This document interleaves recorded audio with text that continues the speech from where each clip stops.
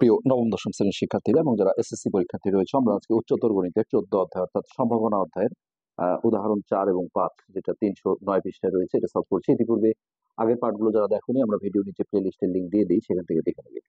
প্রথমে আমরা এটা একটু পড়ে নিই। এখানে বলা হয়েছে তথ্যভিত্তিক সম্ভাবনা নির্ণয়। তো যুক্তিভিত্তিক সম্ভাবনা নির্ণয়ের ফলাফলগুলো সমসম্ভাব্য হতে হয়। বাস্তবে সকল ক্ষেত্রে ফলাফলগুলো সমসম্ভাব্য হয় না। তাছাড়া অনেক ক্ষেত্রে সম্ভাবনার যুক্তিভিত্তিক সংজ্ঞার মতো কিছু গণনা করা যায় না। যেমন আবহাওয়ার পূর্বাভাসে বলা হচ্ছে আজ বৃষ্টি হওয়ার সম্ভাবনা 30%। বিশ্বকাপ ফুটবলে ব্রাজিলের জয়ী হওয়ার সম্ভাবনা 40%। এশিয়া কাপ ক্রিকেটে বাংলাদেশের জয়ী হওয়ার সম্ভাবনা 60%। এইসব সিদ্ধান্ত নেওয়া হয় অতীতের পরিসংখ্যান হতে। তো আমরা যদি দেখি যে হচ্ছে যে যেমন ব্রাজিলের জয়ের সম্ভাবনা বলেছে, তো এটা ব্রাজিলের অতীতের যে রেকর্ড আছে বা কোন দলের সাথে খেলা হচ্ছে, এগুলো বিবেচনা করেই কিন্তু আমরা এই ধারণাটা করে থাকি। ধরা যাক একটা মুদ্রা 1000 বার নিক্ষেপ করায় 523 বার হেড পাওয়া গেল। তো 1000-এর মধ্যে দেখো বেশিরভাগ ক্ষেত্রেই, কারণ অর্ধেক হচ্ছে 523 বার হেড পাওয়া গেল। এক্ষেত্রে হেডের আপেক্ষিক গণসংখ্যা হচ্ছে ওই 523 উপরে থাকবে। আর যেহেতু 1000 বার নিক্ষেপ করা হয়েছে, এটাকে আমরা বলি সমগ্র সম্ভাব্য ফলাফল। আর এটা হচ্ছে উক্ত ঘটনার অনুকূল ফলাফল। তারপরে এটা 523 ভাগ এটা করলে দশমিকে আসে এটা। ধরা যাক মুদ্রাটিকে 2000 বার নিক্ষেপ করাতে, তাহলে 1000 বার নিক্ষেপ করে যদি 523 বার ওঠে, তাহলে 2000 বার নিক্ষেপ করে দেখা গেল যে 1030 বার হেড আসে। তাহলে 2000 বারের মধ্যে এই অর্থাৎ হেড এর আপেক্ষিক গণসংখ্যা হবে, তখন আমাদের 2000 ধরতে হবে সমগ্র সম্ভাব্য ফলাফল। আর যেহেতু 1030 বার আসছে, এটা অনুকূল ফলাফল। তো এই জায়গাগুলোকে আপেক্ষিক গণসংখ্যা বলা হচ্ছে। তারপরে এটা ভাগ দিলে এটা হয়। এখান থেকে বোঝা যায় যে পরীক্ষাটি ক্রমাগত চালিয়ে গেলে পরীক্ষাটি যত বেশি বার করা যাবে, আপেক্ষিক গণসংখ্যার মানটা এমন একটা সংখ্যার কাছাকাছি হবে যাতে মুদ্রাটি একবার নিক্ষেপ করলে হেড আসার সম্ভাবনা হবে। তো এইটা হচ্ছে যে দেখো এখানে 523 ছিল, তার চেয়ে কিন্তু এটা বেড়েছে, মানে একটু কমে আসছে। 51, এই যে দ্বিতীয় ঘরটা দেখো 51 আছে।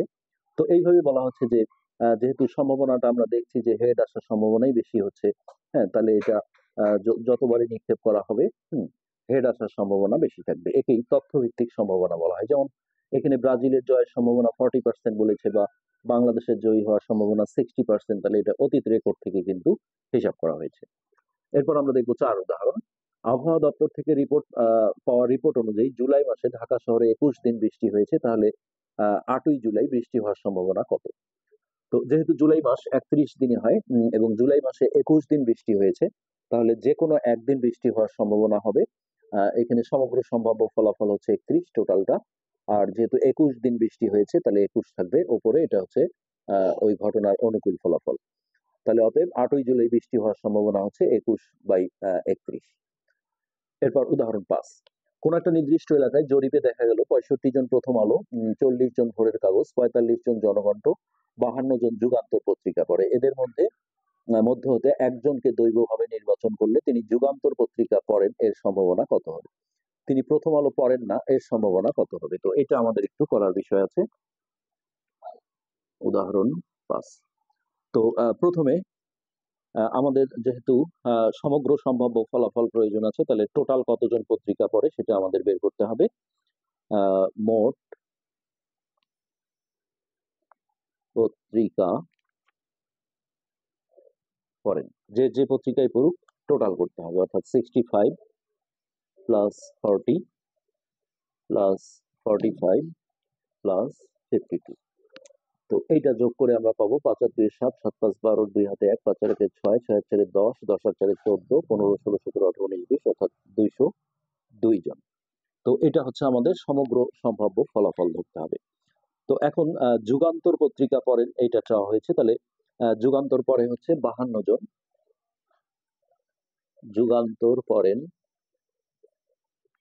কত? 52 জন। তাহলে এটা হচ্ছে অনুকূল সম্ভাব্য ফলাফল, উক্ত ঘটনার অনুকূল ফলাফল। তাহলে এখন আমরা বলবো যুগান্তর পড়ার সম্ভাবনা। তার মানে আমরা সূত্রটা যে শিখেছিলাম যে এই যুগান্তর পড়ার যে অনুকূল ফলাফল ভাগ হচ্ছে সমগ্র সম্ভাব্য ফলাফল, অর্থাৎ অনুকূল ফলাফল 52 আর সমগ্র সম্ভাব্য ফলাফল এটা। তো এই জায়গায় কোনো কাটাকাটি থাকলে আমরা কাটাকাটিটা করে নিতে পারি, যেহেতু এটা জোড় সংখ্যা 2 দিয়ে কাটাকাটি হয়, বইয়ে যদিও করেনি। 26 আর এটাকে 2 দিয়ে ভাগ দিলে 101। তো আর কাটাকাটি নেই, সো এই 26/101, তার মানে 101 ভাগের 26 ভাগ হচ্ছে যুগান্তর করার চান্স আছে। ওকে, এরপর যেটা চাওয়া হয়েছে, প্রথম আলো পত্রিকা পড়েন না। তাহলে দেখো, প্রথম আলো পড়েন কতজন সেটা আগে দেই। প্রথম আলো পড়েন 65 জন। তাহলে পড়েন না কতজন, এই টোটাল থেকে আমরা যদি এটা মাইনাস করে দিই, তাহলে অতএব প্রথম আলো